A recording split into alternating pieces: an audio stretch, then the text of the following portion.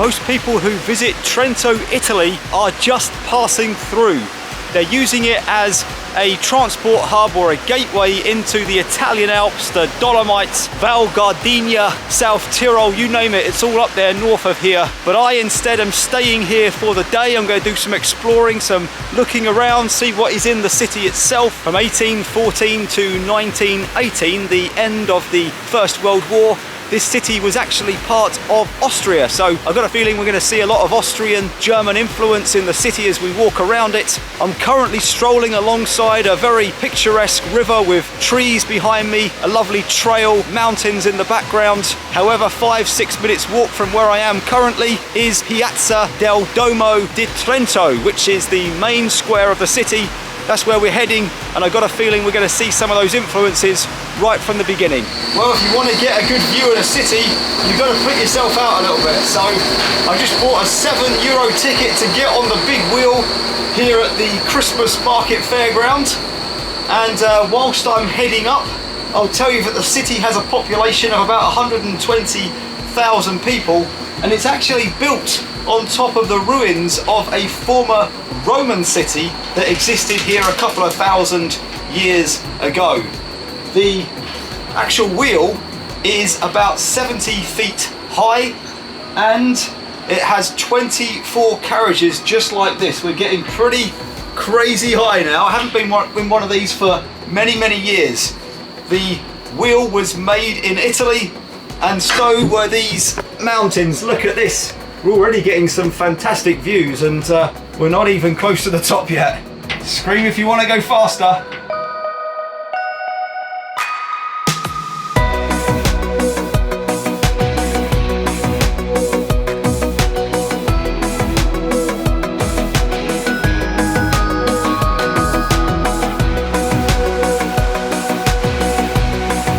In terms of accommodation, last night I stayed at the Tre Portoni. It cost £48 British for the night, and then I had to pay a €1.50 city tax this morning before I left. The room was very good, I've got to say. It had a double bed, a small TV in the corner, and it came with a shared bathroom which was next door, and it was about a 6-7 minute walk into the city centre this morning, so all good.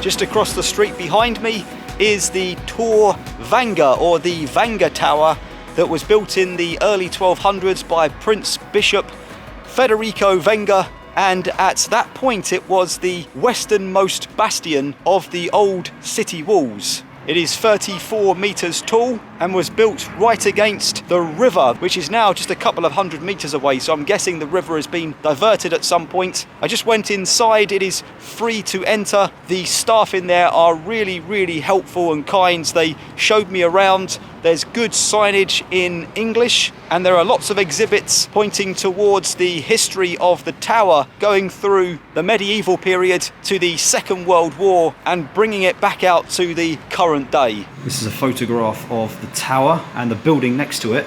The lady was just saying that the destruction in this building was caused 2nd of September 1943.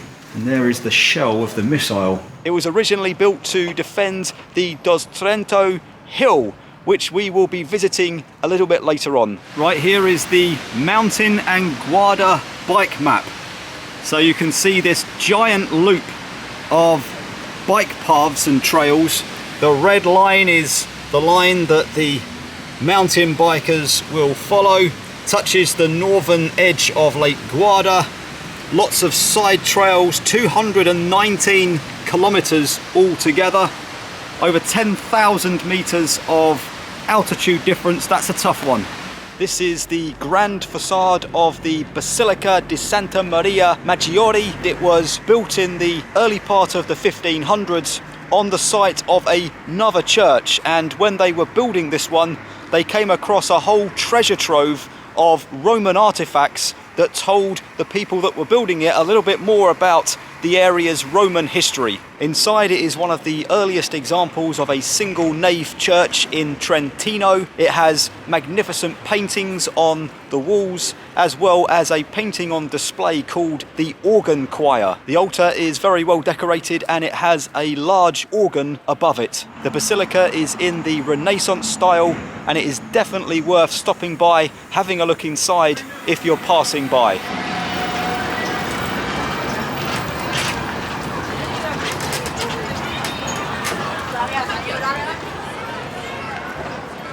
And we've made it to this central square now. Look at this, I think I'm going to enjoy the atmosphere here. The place is buzzing. Right, let me show you around Piazza del Duomo di Trento. The first thing you'll notice behind me there is a rather large Christmas tree. It is Christmas season at the moment. The Christmas markets are on. We'll be hopefully walking through those before the video ends. Let's start with the cathedral. This is the main cathedral of the city of Trento. It's the largest one in the city. It is Romanesque and dates back to around the 13th century. Next to that is the Grand Palace of the square. It is called the Palazzo Prestorio and it has a rather large civic tower. These days it is a museum, so if you're interested to see what it's like inside, you can buy a ticket and have a look for yourselves. Next we come to some of the most unique houses on the square itself. They date back to the 14th to 16th centuries and they come complete with painted frescoes on the facade. The piazza has a few little streets and lanes that head off from the centre here. You can see them lined with yet more colourful houses as they head off into the distance. And one thing we really mustn't forget is that there are two fountains here in the square. One is called the Fountain of the Eagle and the other, the more spectacular one right in the centre, is called the Fountain of Neptune. It's quite common to see people sitting on the steps around the fountain and around the statues on it. These days the square is really quiet and really peaceful. There's no traffic coming through, it's just people moseying around having a look, and that is because in the 1970s the area was pedestrianised. Believe it or not, if you'd come here in the 1970s before that, you would have seen one giant car park. So I definitely think they made the right decision by keeping the cars away from the main square. So I've made my way about 3 or 4 minutes away now to a little street that has this giant wall next to it, and that, believe it or not, is the remains of the old city wall, the defensive wall that used to protect the city from enemies. On the other side here is a square. It's called Piazza de Fiera, if I'm pronouncing that correctly, and it holds lots of concerts and local events. At the moment it is holding the local Christmas market, so we're going to go and take a look.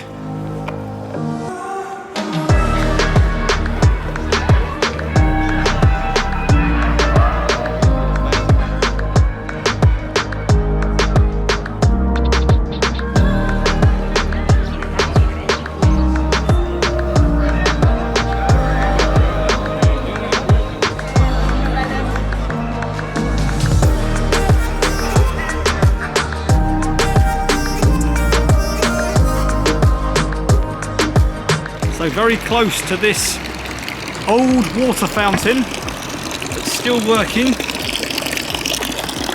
Lots of leaves in there, but it looks very clear water. And just across the road, we'll see if we can cross the road actually, I'm not sure. Ah, there we go. No one's driving into me. But just across here is Porta Aquila, which is one of the historic city gates from medieval times.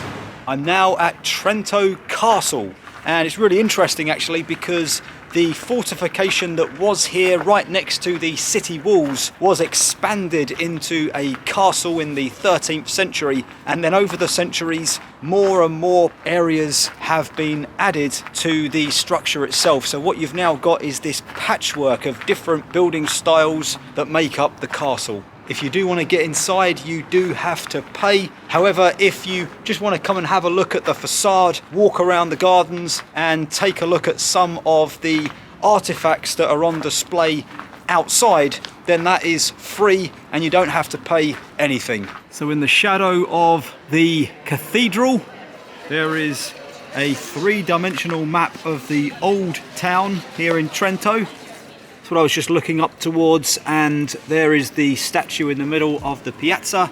This is all the old quarter, and I think what I'm going to try and do now is head over in this direction across this bridge and up towards this mausoleum on top of a hill.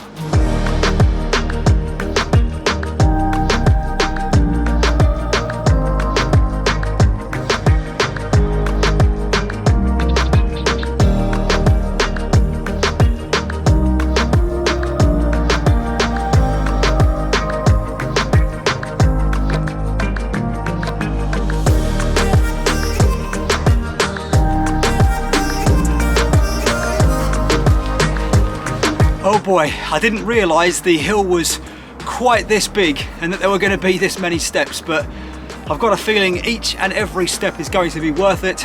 And I've got to say, it's a really nice walk across the bridge where there is a cable car station that will whip you up to a nearby mountain. Definitely worth doing that if you have time. The steps up haven't been that bad, to be fair. I am probably most of the way up, I think now. I can see an Italian flag on my left, so let's go and investigate that. There we go. Autumnal trees and leaves. Very, very pretty this time of year. And there is a road as well, so you can drive up here if you've got a car. I assume it is open to the public, but I'm not 100% sure. Made it to the top of the hill called Dos Trento, and right here on top is a rather large mausoleum. It is for the Italian patriot Cesare Battisti. And he was a guy who was born here in Trento, died here in Trento at the hands of the Austro-Hungarian army. He died in 1916 in the middle of the First World War, and he was only in his 40s. And this incredible monument here was erected in respect of the man himself, and you can see it's kind of got a almost Greek or Roman feel with the pillars and the way it's constructed. Anyway, I think we can go inside. I'm not sure what is in here. There we go, we have a memorial stone. There's the man himself, and over here there's a little info board telling you about his life and about his times. Okay, let's head out again. Well, hopefully I've been able to show you that Trento is much more than just a transport hub, a place to stop on the way up to the Alps. It is a holiday in itself. You could spend quite easily 2 or 3 days based here exploring the local area. But I'm going to call it a day, I think, with the video here. I've done as much as I can. It is starting to get dark.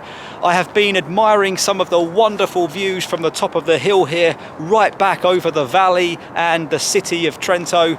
Thanks for watching, and I will catch you in the next location somewhere in Italy. Good night.